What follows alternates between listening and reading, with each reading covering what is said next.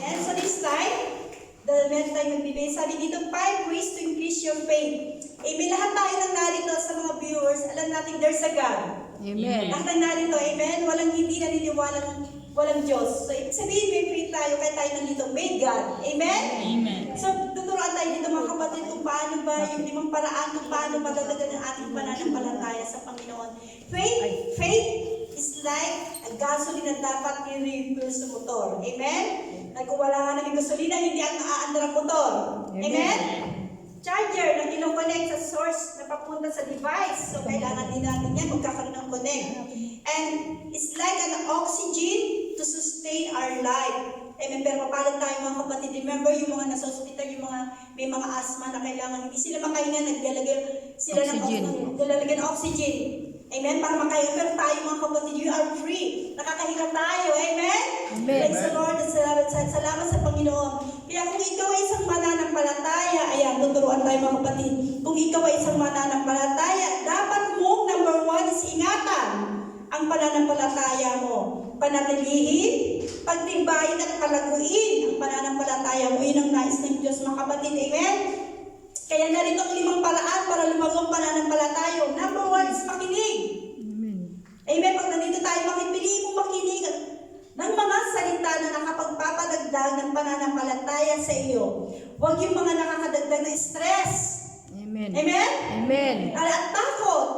Amen? Yan yung magpapa-stress sa atin at takot. Makinig ka ng mga Christian songs, sermons, or Christian's video na makatulong para lumalim ka sa Panginoon. Amen. At sa lahat, join tayo mga kapatid, mag-aral tayo ng Bible study. Amen. Salamat sa pastor natin na patuloy masipag. Hallelujah. Na nagtuturo. Dahil napakaganda talaga mga kapatid na meron tayong kaalaman sa salita ng Panginoon. Ang sabi nga ng Romans 10:17, that faith cometh by hearing and hearing by the word of God. Hallelujah. Pero tulad natin ngayon, nakikinig tayo. Number 2, dumalo ng pananagawain.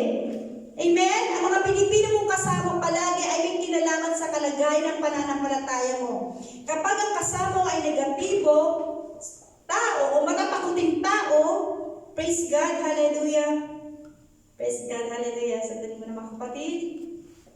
Glory to God. Muli palakpak sa Panginoon. Hallelujah. Sabi dito hallelujah, praise God. Ang mga pinipili mong kasama palagi ay may kinalaman sa kalagayan ng pananampalataya. So mag-ingat tayo dito mga kapatid. Kapag kasama mo ay mga negatibong tao o matatakuting tao, hindi malayong mahahawa ka sa kanila. Tama po yan mga kapatid, totoo yan. Dahil kayo kumbaga sa isang baga, sinindihan mo yan pang baga. Ang uling, pag sinindihan mo, mag-aapoy.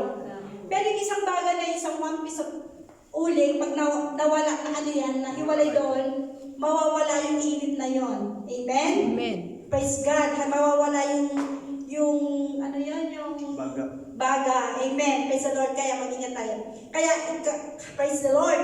Kung kaya ikaw ay nasa bahay ng sambahan o fellowship, kasama ng mga mananampalataya, ang init nila sa paglilingkod sa Panginoon ay makakahawa sa iyo positibo. Amen? Amen. Praise the Lord, totoo yung mga kapatid.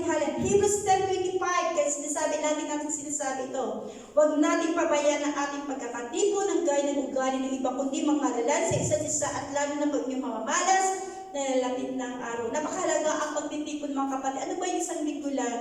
2 hours, 3 hours mga kapatid. Magsama-sama tayo. Fellowship with God and fellowship with our Lord. Napakahalaga yung mga binigyan nga tayo ng Panginoon ng 6 days eh.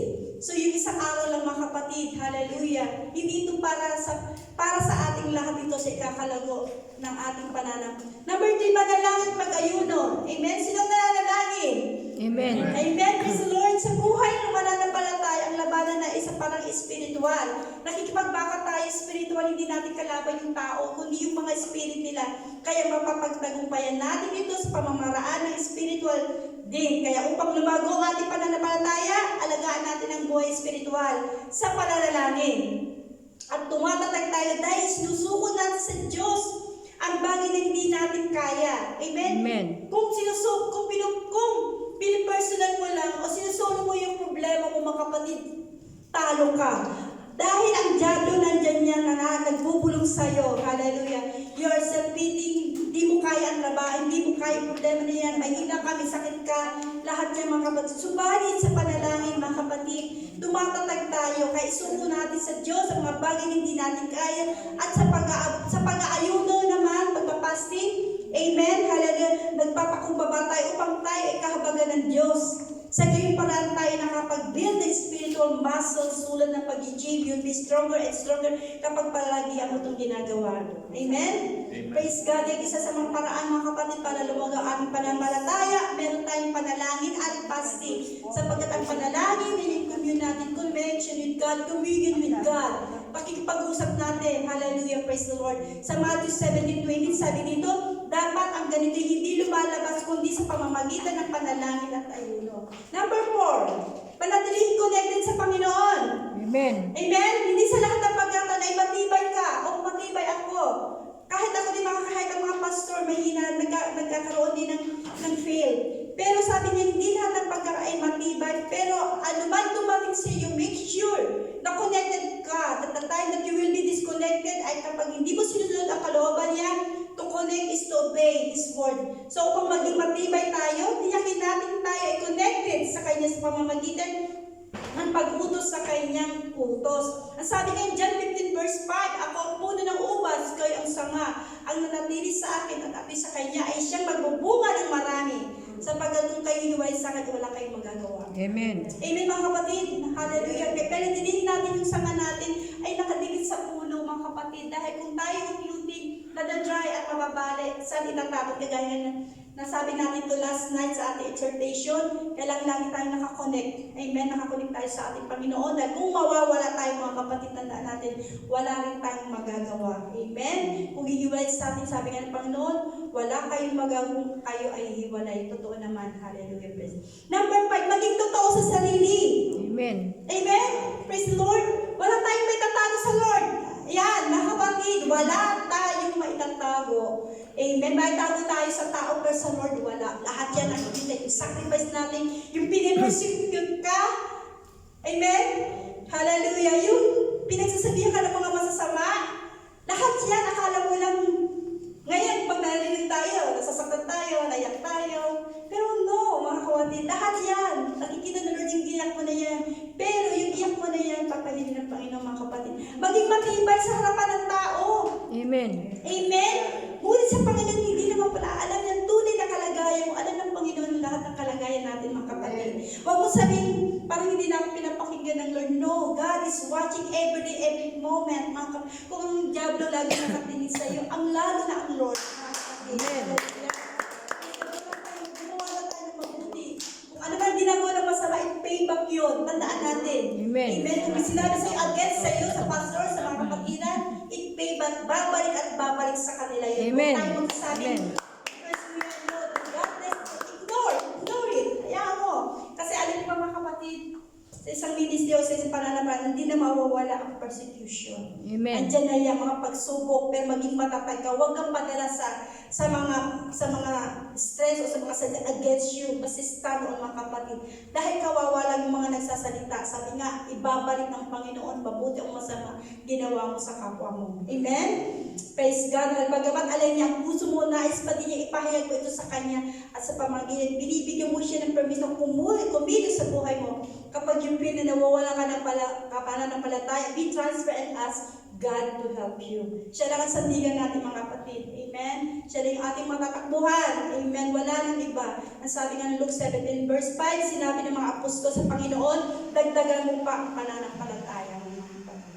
Sabi nga, dapat, mga kapatid, dapat from fear to faith. Hindi yung faith to fear. And our faith should become stronger and stronger, hindi weaker and weaker. Amen? Amen. Habang may pagsubok tayo, hallelujah, lalo tayong kakapit sa Panginoon. There's two kind ng mga kapatid. Kapag may pagsubok ka, either na mawala ka, or either na magpapalakas ka. So gamitin natin ito mga kapatid, maging mga pagsubok, problema natin sa buhay, yan iluluhod natin sa Panginoon. Amen? Huwag kang mawala ng pag-asa. With faith in God, all things are possible. With faith in the Lord, we can win our battles. Amen? Amen. Praise the Lord, we can win, mga kapatid.